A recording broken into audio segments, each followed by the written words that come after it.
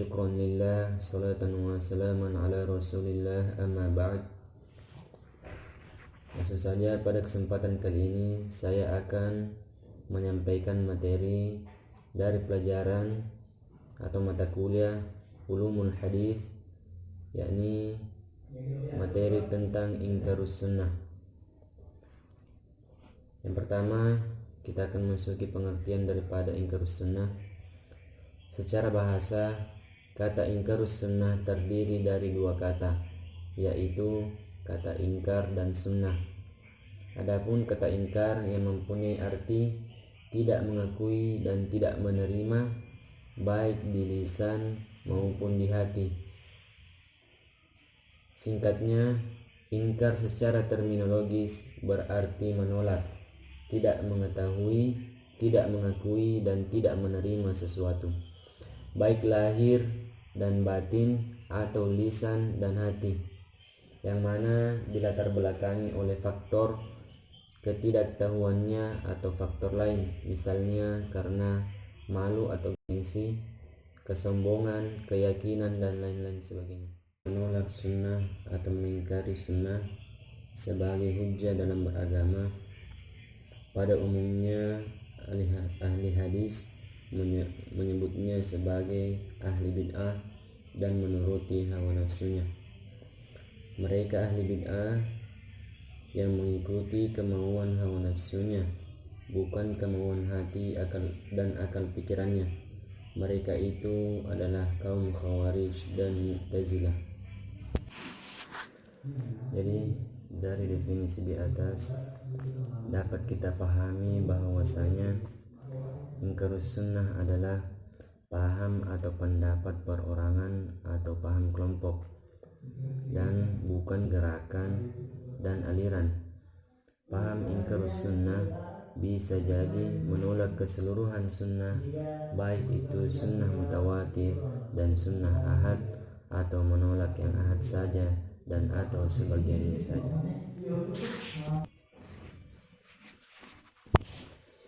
Itulah tadi sedikit pengertian mengenai Inkarus Sunnah. Selanjutnya yakni sejarah Inkarus Sunnah. Sejarah perkembangan Inkarus Sunnah hanya terjadi di dua masa, yaitu masa klasik dan masa modern. Kemudian hilang dari peredarannya selama lebih kurang 11 abad. Kemudian pada abad modern atau masa modern, Inkarus Sunnah timbul kembali di India dan Mesir dari abad 19 Masehi atau 13 Hijriah sampai sekarang. Berikut ini adalah pembagian sejarah Inkarus Sunnah. Yang pertama, sejarah Inkarus Sunnah yang terjadi pada masa klasik. Inkarus Sunnah klasik terjadi pada masa Imam Asy-Syafi'i yang menolak kehujjahan sunnah dan menolak sunnah sebagai sumber hukum Islam, baik itu yang bersifat mutawatir atau yang bersifat ahad.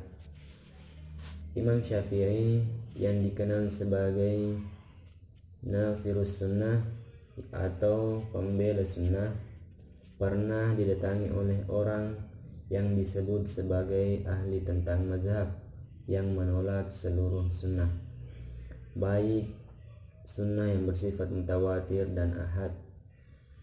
Ia datang untuk berdiskusi dan berdebat dengan Imam Asy-Syafi'i secara panjang lebar dengan berbagai argumentasi yang ia ajukan.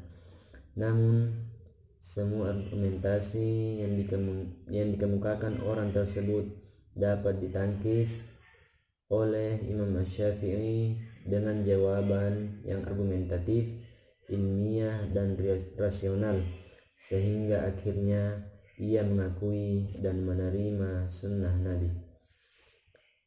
Inkarus Sunnah yang terjadi pada masa klasik diawali akibat konflik internal umat Islam yang dikobarkan oleh sebagian kaum zindik yang berkedok pada sekte-sekte Islam, kemudian diikuti oleh para pendukungnya dengan mencaci para sahabat dan melemparkan hadis-hadis palsu. Adapun ingkar sunnah klasik di sini hanya terdapat di Basra, Irak, karena ketidaktahuannya tentang kedudukan sunnah dalam syariah Islam. Tetapi setelah diberikan penjelasan, diberikan berbagai argumentasi yang bersifat ilmiah dan rasional, akhirnya mereka menerima kehujahannya. Adapun yang kedua, yakni sejarah ingkar sunnah yang terjadi pada masa modern. Pemikiran mengenai penolakan sunnah muncul kembali pada abad ke-14 Hijriah. Setelah abad ketiga, pemikiran seperti itu lenyap di telan zaman.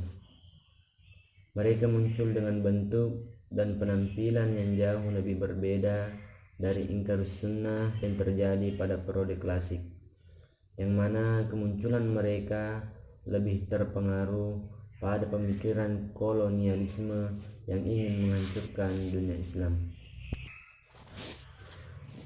Adapun ingkar sunnah masa ini muncul dalam bentuk golongan yang terorganisasi yang mempunyai pemimpin atau tokoh-tokoh dalam Islam dalam ajaran mereka, yang mana tokoh-tokoh mereka menyebut diri mereka sebagai mujtahid atau pembaharu. Adapun menurut Mustafa Zami dalam buku yang ditulis Agus Salahuddin menuturkan bahwasanya ingkar sunnah modern lahir di kota Kairo, Mesir pada masa Syekh Muhammad Abduh. Dengan kata lain, Syekh Muhammad Abduh adalah orang yang pertama kali melontarkan gagasan ingkar sunnah pada masa modern. Dan salah satu yang paling menarik dari Syekh Muhammad Abduh bahwasanya ia mengingkari eksistensi hadis ahad sebagai dalil ketauhidan.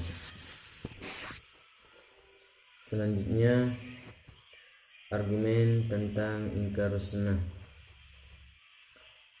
Memang cukup banyak argumen yang telah dikemukakan oleh mereka yang memahami ingkar sunnah, baik oleh mereka yang hidup pada zaman Imam Asy-Syafi'i maupun yang hidup pada zaman sesudahnya.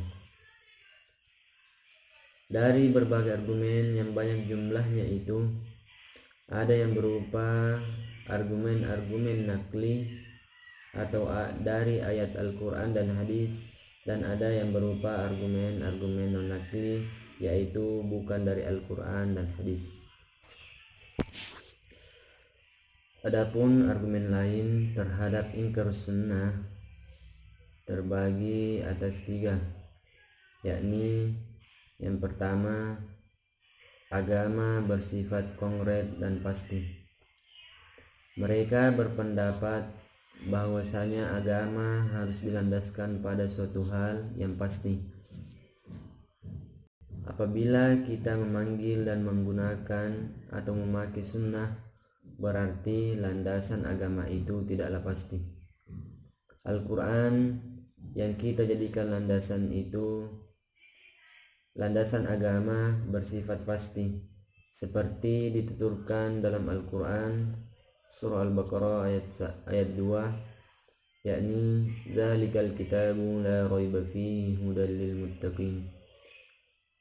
Dan kitab Al-Quran ini tidak ada keraguan padanya dan menjadi petunjuk bagi mereka yang bertakwa. Sementara apabila agama Islam itu bersumber dari hadis, ia tidak akan memiliki kepastian, sebab keberadaan hadis, khususnya hadis ahad yang bersifat dhanni atau dugaan yang kuat dan tidak sampai pada peringkat pasti. Karena itu, apabila agama Islam berlandaskan hadis, Di samping Al-Quran, Islam akan bersifat ketidakpastian, dan ini dikecam oleh Allah dalam firman-Nya.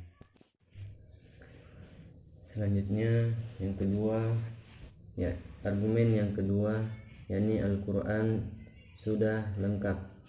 Jika kita berpendapat bahwasanya Al-Quran masih memerlukan penjelasan, berarti kita secara tegas mendustakan kedudukan Al-Quran yang mana membahas segala hal secara luas dan tuntas di dalamnya. Padahal Allah Subhanahu wa taala pada ayat di atas yang kita bahas pada argumen pertama, ini dzalikal kitabul la raiba fi, kitab Al-Quran tidak ada keraguan di dalamnya. Di sini ayat ini Allah Subhanahu wa taala membantah bahwasanya Al-Quran mengandung kekurangan. Selanjutnya argumen yang ketiga, yakni Al-Quran tidak memerlukan penjelasan. Al-Quran tidak memerlukan penjelasan, justru sebaliknya merupakan penjelas terhadap segala sesuatu, sebagaimana terdapat dalam Al-Quran surah An-Nahl ayat 89, walau wa nazzalna 'alaikal kitaba tibyana likulli syai'in wa hudan wa rahmah wa busyra lil mu'minin. Dan kami turunkan kepadamu kitab Al-Quran untuk menjelaskan segala sesuatu dan petunjuk serta rahmat dan kabar gembira bagi orang-orang yang berserah diri.